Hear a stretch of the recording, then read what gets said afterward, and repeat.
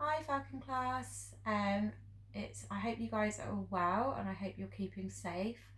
I really miss you guys. I hope you enjoyed Miss Bailey reading chapter 1 of Kensuke's Kingdom on Friday. I've also got my copy of Kensuke's Kingdom and I'm going to read you chapter 2. I hope you've had a lovely weekend and managed to enjoy the sunshine while staying really safe. So here we go, chapter 2, which is called Water, Water Everywhere. They say that water covers 2/3 of the Earth's surface. It certainly looks like that when you're out there, and it feels like it too. Seawater, rainwater, all of it is wet. I spent most of the time soaked to the skin. I wore all the right gear, the skipper always made sure of that, but somehow the wet still got through. Down below too, everything was damp, even the sleeping bags. Only when the sun shone and the sea had stopped its heaving could we begin to dry out.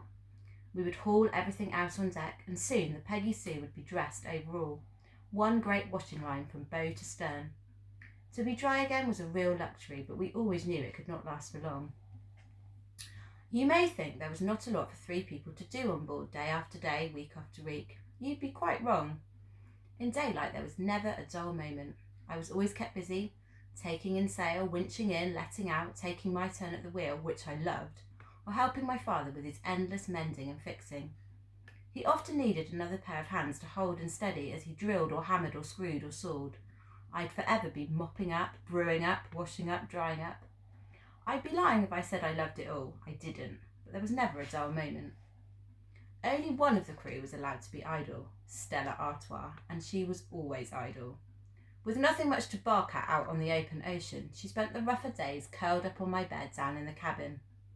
When it was fine and calm, though, she'd usually be found on watch up at the bow, alert for something, anything that wasn't just sea. You could be sure if there was anything out there, she'd spot it soon enough. An escort of porpoises, perhaps, diving in and out of the waves, a family of dolphins swimming alongside, so close you could reach out and touch them.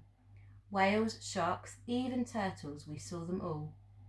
My mother would be taking photographs, video and still, while my father and I fought over the binoculars.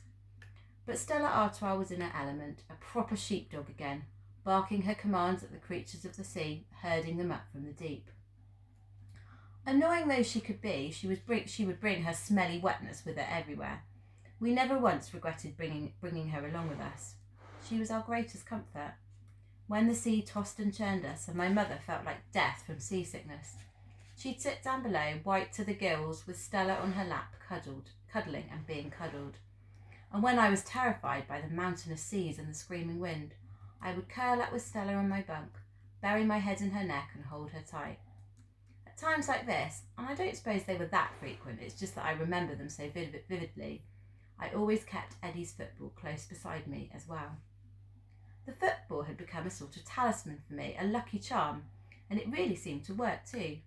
After all, every storm did blow itself out in the end, and afterwards we were always still there, still alive and still afloat.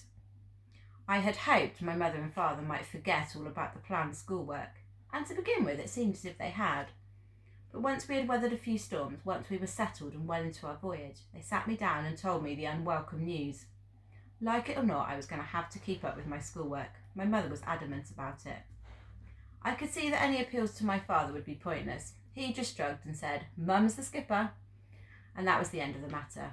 At least at home she'd be my mother and I could argue with her, but not on the Peggy Sue, not anymore. It was a conspiracy. Between them they had devised an entire programme of work. There were maths course books to get through. My father would help me with that if I got stuck, he said. For geography and history, I was to find out and record all I could about every country we visited as we went round the world. For environmental studies and art, I was to note down and draw all the birds we saw, all the creatures and plants we came across. My mother made a particular point of teaching me navigation too. "Barnacle Bill taught me," she said. "I'm teaching you. I know it's not on the curriculum, but so what? It could come in useful, you never know." She taught me how to use the sextant, take compass bearings, plot a course on the chart. I had to fill in the longitude and latitude in the ship's log every morning, every evening, without fail. I don't think I'd ever really noticed stars before. Now, whenever I was on watch in the cockpit at night with the Peggy Sue on her wind vane self-steering, the others asleep above, the stars would be my only company.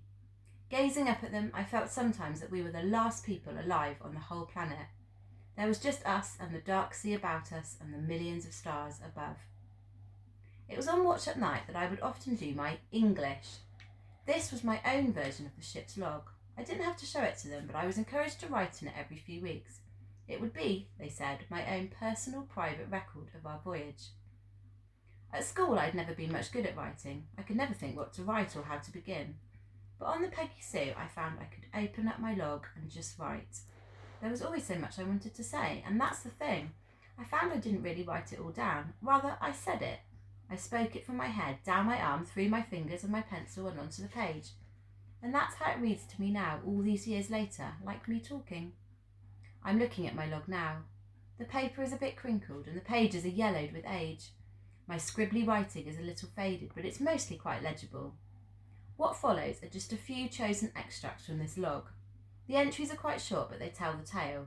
This is how I recorded our great journey. This is how it was for an 11-year-old boy as we rode the wide oceans of the world on board the Peggy Sue. And that was chapter 3. I hope you enjoyed it. And listen out for Miss Bailey reading you a little bit more tomorrow. Bye for now.